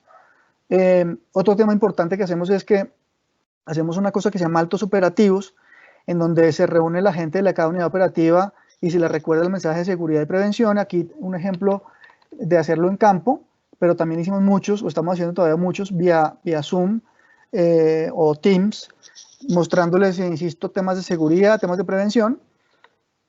Luego, con los transportadores terceros, también muchas actividades de vía Zoom de prevención y dándole los protocolos, todas las medidas de autocuidado, todas las reglas nuevas de operación para que supieran qué hacer y cómo comportarse en cada unidad operativa. Y bueno, usando también lo que llamamos activadores cognitivos para que la gente realmente esté en lo que está y poniendo atención y asegurándonos que el conocimiento se transfiere. Hicimos también una herramienta de entornado digital para prevenir que la gente se baje a la unidad operativa. Entonces ellos consultan cuál es su viaje, hacen el cumplido, hacen un checklist operativo y todo de forma digital, insisto, para que no estén ahí dando vueltas en las unidades operativas. Y nos dimos cuenta también que había que ver cuál era digamos, el weak link, ¿no? Dónde había posibles contagios. Entonces dijimos, puede ser que en las familias haya contagios. Hicimos una encuesta y encontramos que muchas de las esposas o esposos no trabajaban, estaban en el hogar, pero tenían actividades, digamos, informales. Y los que trabajaban estaban mucho en temas de servicios y en temas de farmacias. Así que reforzamos protocolos de bioseguridad que no tuvieran, pues porque obviamente son peluquerías o temas informales, y en temas de farmacias o temas de salud, pues vimos quiénes tenían, digamos, más potencial contagio, así que les dimos más elementos de bioseguridad. Así que pues todo esto para cerrar el círculo y prevenir contagios. Y luego nos dimos cuenta que había zonas que ya lo han visto, que habían más aumento de casos a nivel país. Entonces les mostramos, mire que en Bogotá hay muchos casos, pero en la costa, a pesar de la población que es mucho más pequeña, hay casi igual número de casos, así que reforzamos los temas en la costa. Nos creamos un programa que se llama Familias en Red, donde en las familias de la costa las metimos más de lleno en esos temas y reforzamos mucho más y casi personalizado con ellos cómo prevenir contagios en la casa. Así que digamos que con esto tratamos de cerrar el círculo y, como decía, prevenir contagios, mantener la cadena andando y asegurarnos que nuestra gente pues no está, digámoslo, además exponiendo a su familia, ¿no? La gente, digamos, de transporte es la que más tiene exposición.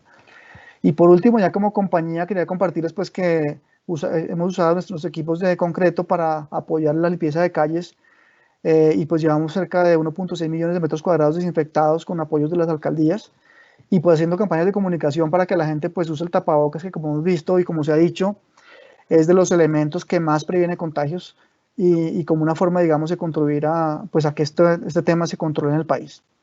Es todo lo que quería comentarles. Jorge, muchísimas gracias. Yo encuentro dos conclusiones acá súper interesantes. La primera es, efectivamente hay que colaborar. Y aquí, pues Jorge nos acaba de mostrar un ejemplo de colaboración bien interesante. Muchísimas gracias por ayudar con la desinfección. Y lo otro que mencionaba Germán es el tema de resiliencia.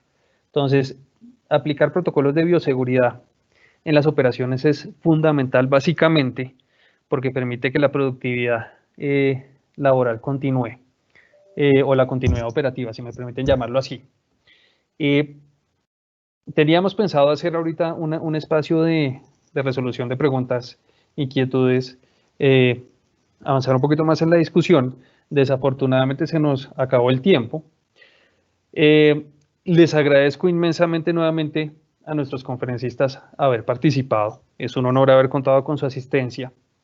Y lo que les propongo a nuestros asistentes es que vamos a dejar la respuesta a las preguntas que dejaron en el chat, las vamos a consignar en nuestra página web en colombiaproductiva.com, en Capacítate, ahí les vamos a responder las preguntas que nos consignaron. Muchísimas gracias a todos por haber asistido y los esperamos en nuestro próximo Capacítate.